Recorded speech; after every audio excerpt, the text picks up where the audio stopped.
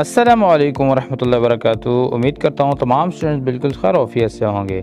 आज एक और नया वीडियो के साथ मैं हूं दिलावर अली और आप देख रहे हैं YouTube channel education and info TV.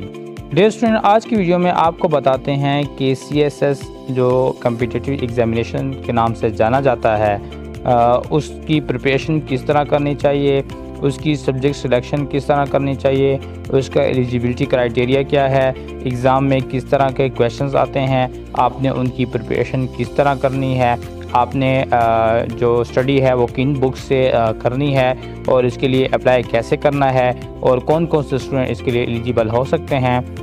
तो ये तमाम डिटेल इस वीडियो में आपको बताए जाएंगे। तो वीडियो को शुरू करते हैं। Dear student, first of all आपको ये बताते हैं कि CSS है क्या।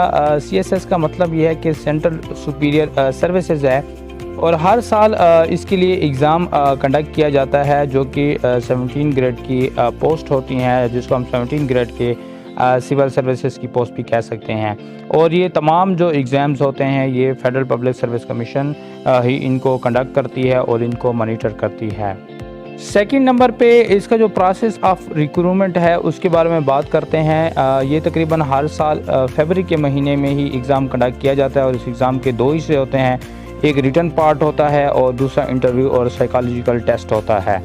रिटन टेस्ट के 1200 मार्क्स होते हैं और इस तरह इंटरव्यू और साइकोलॉजिकल टेस्ट के 300 मार्क्स होते हैं।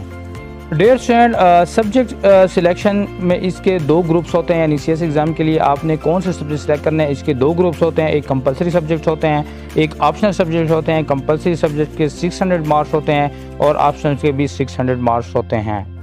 डियर स्टूडेंट, CS एग्ज़ाम के अंदर जो सबसे इंपॉर्टेंट और मुश्किल चीज़ समझी जाती है वो ऐसे राइटिंग होती है और उसके 100 मार्क्स होते हैं। इसका अलग से पेपर होता है।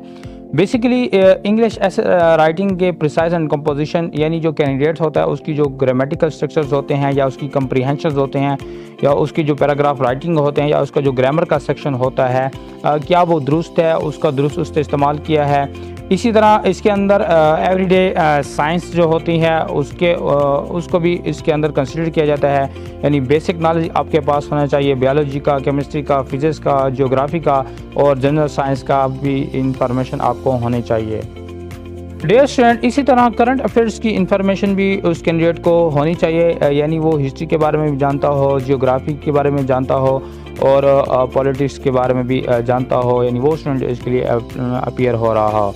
यानी ऐसे राइटिंग के अंदर टोटल 100 मार्क्स ऐसे राइटिंग के होते हैं और उसके अंदर आपकी प्रिसाइज कंपोजिशन यानी ग्रामर को भी देखा जाता है, एवरीडे साइंस को भी फॉलो किया जाता है और करंट अफेयर्स के टॉपिक भी उसके अंदर इन्वॉल्व होते हैं।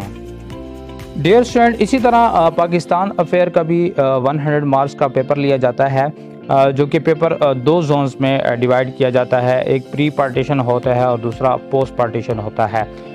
इसी तरह हमारे पास जो इस्लामियात का पेपर होता है वो भी 100 मार्क्स का होता है और उसके अंदर बेसिकली जो फंडामेंटल्स बिलीव्स हैं और जो प्रैक्टिसेस हैं इस्लाम के उसके मतलब की जो क्वेश्चंस होते हैं कैंडिडेट से वो किए जाते हैं, यानी ये MCQs टाइप होता है या इस तरह किसी भी टॉपिक पे आपने पैराग्राफ वगैरह लिखने होते हैं। डियर स्टूडेंट्स, जो ऑप्शनल सब्जेक्ट्स होते हैं उनकी भी सिलेक्शन का एक क्राइटेरिया होता है, यानी आपने जो सब्जेक्ट सेलेक्ट करने आते हैं अगर उनके टोटल मार्क्स काउंट किया जाए तो वो 600 होने चाहिए, 600 से ज़्यादा ना होने चाहिए और कम भी नहीं होने चाहिए। और इसी तरह ऐसा कोई सब्जेक्ट सेलेक्ट नहीं करना जिसके मार्क्स सिर्फ 200 हों। तो इसके अंदर कुछ ग्रुप्स उन्होंने बनाए होते हैं कि आपने सब्जेक्ट्स की सिलेक्शन किस तरह करनी है। तो पहला इसके अंदर ग्रुप होता है A, जिसके अंदर अकाउंटिंग एंड ऑडिटिंग होता है। दूसरा इसके अंदर जो सब्जेक्ट होता है वो इकोनॉमिक्स है। तीसरा जो है बिजनेस एडमिनिस्ट्रेशन है और फोर्थ नंबर पे हमारे पास इसके अंदर पब्लिक एडमिनिस्ट्रेशन आ जाता है। यानी अगर ग्रुप A अगर हम सिलेक्ट करते हैं तो उसके अंदर ये 4 सब्जेक्ट ऑप्शनल सब्जेक्ट आते हैं और जिनके टोटल 600 मार्क्स बनते हैं। डियर स्टूडेंट, इस तरह ग्रुप B के अंदर पॉलिटिकल साइंस आ जाती है, इस तरह एग्रीकल्चर आ जाता है, फॉरेस्ट्री आ जाती है, सोशियोलॉजी आ जाती है और जर्नलिज्म है। इसी तरह ग्रुप C के अंदर हमारे पास प्योर मैथमेटिक्स है, अप्लाइड मैथमेटिक्स है, कंप्यूटर साइंस है और स्टैटिस्टिक्स के सब्जेक्ट शामिल होते हैं। इसी तरह ग्रुप D के अंदर फिजिक्स होती है, जियोलॉजी होती है, जियोग्राफी होती है, केमिस्ट्री होती है, बॉटनी होती है, ज़ूलॉजी होती है।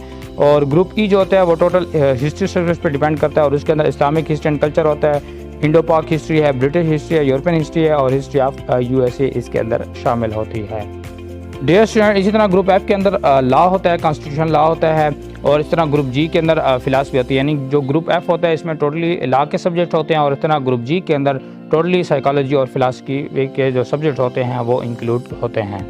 डियर स्टूडेंट, इसी तरह ग्रुप एच के अंदर जो रीजनल लैंग्वेजेस होते हैं यानी सिंधी, पश्तो, पंजाबी, बलोची, और इस तरह ग्रुप आई के अंदर जो होते हैं इंग्लिश लिटरेचर की बात होती है, उर्दू की होती है, पर्शियन और अरबिक। यानी ये बेसिकली ग्रुप एच और आई जो है वो लैंग्वेजेस के बारे में होती है।